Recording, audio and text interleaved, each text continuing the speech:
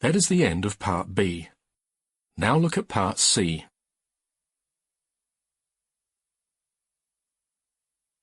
Part C. In this part of the test, you'll hear two different extracts. In each extract, you'll hear health professionals talking about aspects of their work. For questions 31 to 42, choose the answer A, B, or C, which fits best according to what you hear. Complete your answers as you listen. Now look at Extract 1. Extract 1, questions 31 to 36. You hear an interview with a physician called Dr. Tadita Hussain, who's talking about treating patients with cystic fibrosis. You now have 90 seconds to read questions 31 to 36.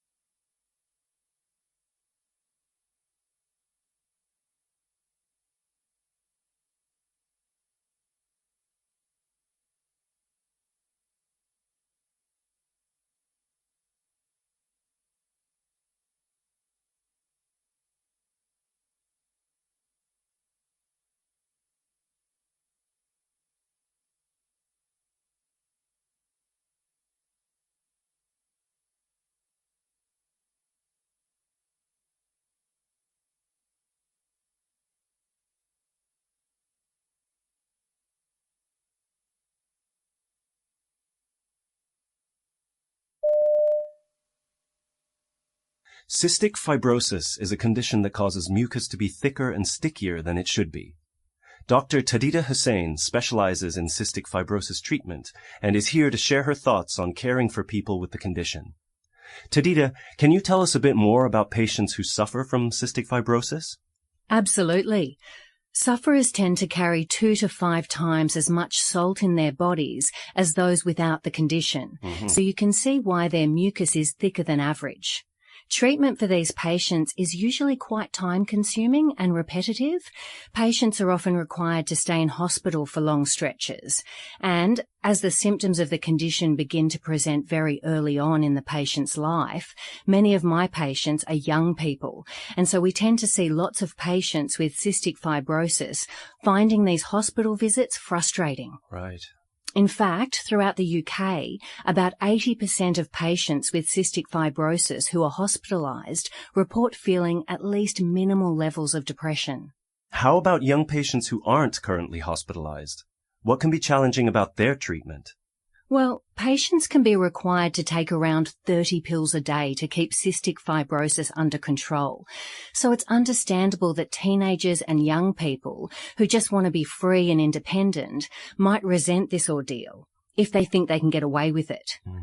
One of the most difficult things we have to contend with is the fact that if patients stop taking their medication or doing their daily breathing treatments, their condition won't immediately worsen. Instead, it will gradually become more severe until they contract a serious infection, which puts their lives at risk. So, what approaches do you use when treating patients with cystic fibrosis? Well, we've found distraction therapy to be extremely useful.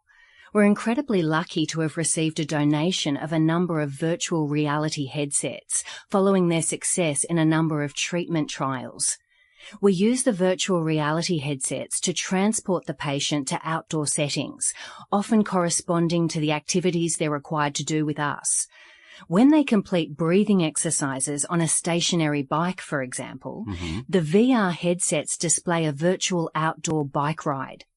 Our patients find it helpful to pretend to be somewhere else during treatment, and it's often easier for us to administer breathing treatments to patients using these headsets, as they're more relaxed when they're not focused on the actuality of the test. So, what sorts of changes have you seen in your patients as a result of these methods? One of my patients, a 24-year-old man with cystic fibrosis who was in hospital waiting for a lung transplant, well, he found treatment very difficult at first. He was preoccupied by his need for a transplant and frustrated by feelings of powerlessness. He would often resist treatment.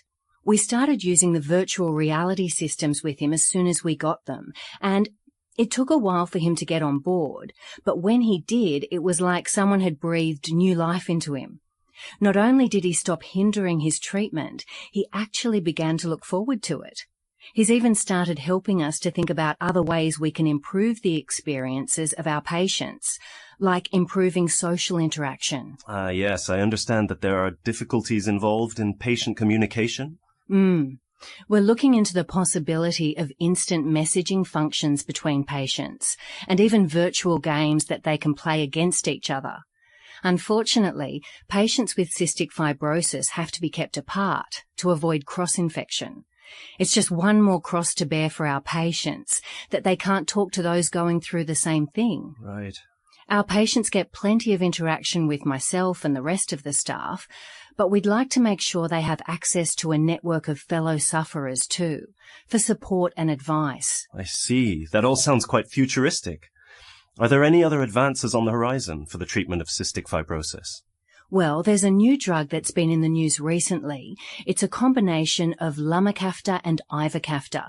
You might know it by the brand name Orkambi. The drug works by improving the level of water and salt in the body, thereby reducing the thick mucus that causes illness and respiratory issues in those with cystic fibrosis. Even more exciting and futuristic, though, is the possibility of gene therapy, where the genetic mutation that causes cystic fibrosis in individuals is replaced with a healthy gene. This would effectively cure those with the condition and significantly extend the lives of thousands of people and remove the need for lengthy stays in hospital.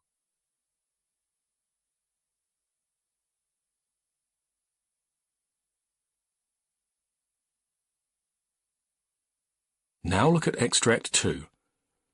Extract 2, questions 37 to 42. You hear a physician called Dr. Hubert Johnson discuss improving efficiency at a healthcare practice. You now have 90 seconds to read questions 37 to 42.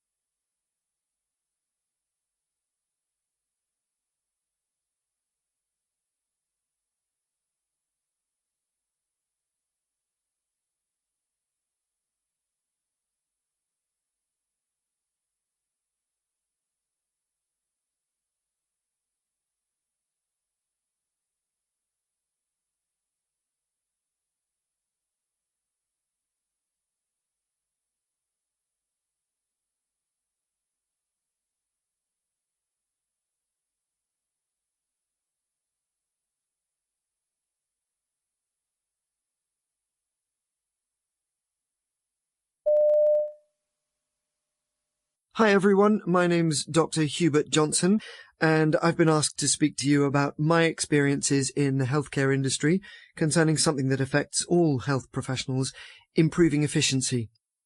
It seems to be a given these days that practices will struggle with a lack of efficiency. We've actually found that this expectation in and of itself can reduce efficiency and increase delays even further. In a recent survey, when patients were asked why they arrived late to their appointments, 30% said that they had assumed that the previous appointment would run long. Patients expect to be kept waiting, and to some extent, we expect that patients will be kept waiting. And so the first thing we need to address is our attitudes and the attitudes of our patients. So let me start by telling you about the efficiency I observed in a practice I visited a couple of weeks ago. At this practice, patients could not make appointments online, but they could either phone up or make an appointment in person. There were never more than 2 receptionists working in the morning, and the practice generally scheduled 80 appointments each day. Patients who were not attending a follow-up appointment were required to make their appointment on the day of. Can you imagine what that practice was like in the first couple of hours they were open? The receptionists were inundated by calls and walk-ins trying to schedule appointments. As you can imagine, patients who had seen what the practice was like in the morning expected that if they didn't have the first slot of the day, they'd be delayed by at least 10 minutes. So naturally, they arrived to their appointment 10 minutes late. One of the most important things you really must address in your practice in order to improve efficiency is the way you present your practice to patients. If they believe that you are always running late, guess what? They'll be running late too. Now, let's think for a moment about what needs to be done on the patient's end before an appointment can take place. You might be thinking that there are only 2 steps to the process. 1, the patient books an appointment, and 2, the patient arrives at the practice in time for their appointment. Well, we healthcare professionals often forget that there's actually a step that comes before this. Firstly, the patient must decide that their issue is significant enough to warrant an appointment. So, about a decade ago, my practice was really struggling from a lack of efficiency. I was working extremely long hours to try to accommodate everyone, and I was becoming increasingly frustrated with conducting appointments that didn't seem strictly necessary. I got to thinking about how I might be able to help patients to reconsider their initial assumption when booking appointments and to treat minor issues at home. At the same time, I did not want my patients to feel unsupported. I decided that I would begin to give weekly presentations in the evenings about self-care. As I tended to see a multitude of patients coming in for similar issues that they could actually treat themselves, each week I focused on a different common theme. The presentations lasted for just 1 hour, but I found that they resulted in 7 fewer unnecessary appointments each week. These days, of course, I no longer have to give a physical presentation. Thanks to modern technology, I simply upload instructional videos to our practice's website. We also email these videos out to patients periodically. We can and should make use of technology as a tool in our practices to help us improve efficiency. However, it's important to note that while many, perhaps even the majority of your patients will be capable of using technology to arrange their appointments, there are many people uncomfortable or unable to use technology, so you must always make sure that these patients are accommodated too. Providing your patients with more options rather than replacing old options is often the best practice for improving efficiency. Now, let's move on to look at a practice that used technology in a surprising way.